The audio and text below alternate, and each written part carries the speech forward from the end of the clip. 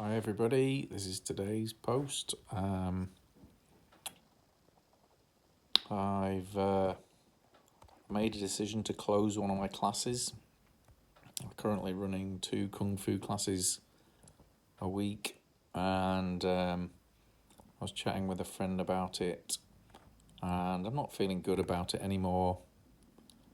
I actually had a chat with ChatGPT about it as well this morning, and it was quite useful because I had uploaded all my statements to do my tax return, so it knew how much my class was making, and it knew which class was more profitable and more viable. So the class I've been travelling to is over in Bradford, and I'm travelling from Leeds, but I have another class on a Monday night, which is in Leeds. So it costs me less to run that class and it's less stress and less investment of my time because it's nearer. And it's also proving to be more popular of a class. So the Chat GPT basically ironed out a lot of these details. I know I take it with a bit of pinch of salt, really, Chat GPT, because it often just tells you what you want to hear.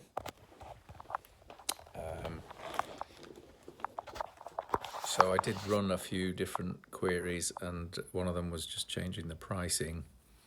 But when it sort of ran with that, I was talking about just changing the pricing, giving it some time, see if things will change, and my heart just sank actually, and that really gave me the answer because I realised that I just wanted to be free of it. I just wanted to be free of turning out. I've been doing it for 15 years, I think now, 16 years. Started in 2010 with a class in Bradford, and I've kept it going all this time. And I'm regularly turning out to very limited numbers. It was 6 last week, and that was a busy class, but more often it's between 2 and 4 people. It's not financially stable. I'm basically turning up. I'm doing it for free. And it brought up all sorts of feelings of self-worth as well, and lack of self-worth. And I think I was in the mindset that if you just keep on showing up and keep on showing up, eventually it'll work. But clearly that isn't the right mindset.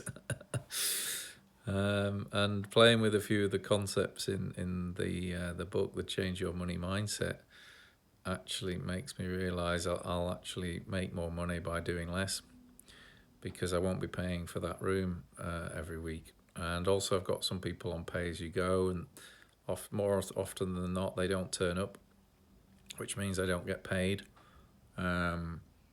So yes, I could have changed the business model, the payment scheme, and stopped doing the pay as you go classes and put the fees up.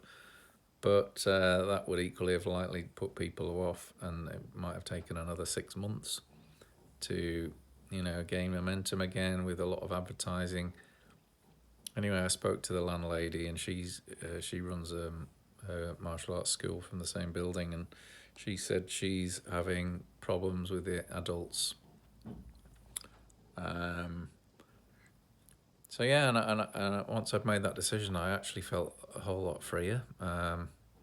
I felt like this heavy burden had been lifted off my shoulders. And and going back to the money mindset thing, sometimes you can work at the wrong things. You can overwork at the wrong things and make less money. I think it's about being prudent with how you spend your time, and valuing your time and valuing your self-worth. A lot of those aspects are tied up in how much money you make.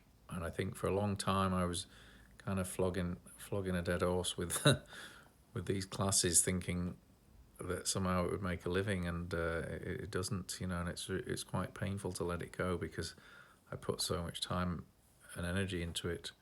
But that's another topic for maybe another time. But sunk cost bias, when you sink a lot of energy into something, you feel like you can't stop doing it. But yeah, that's for another video. That's all for today. I'll see you in another video. Bye for now.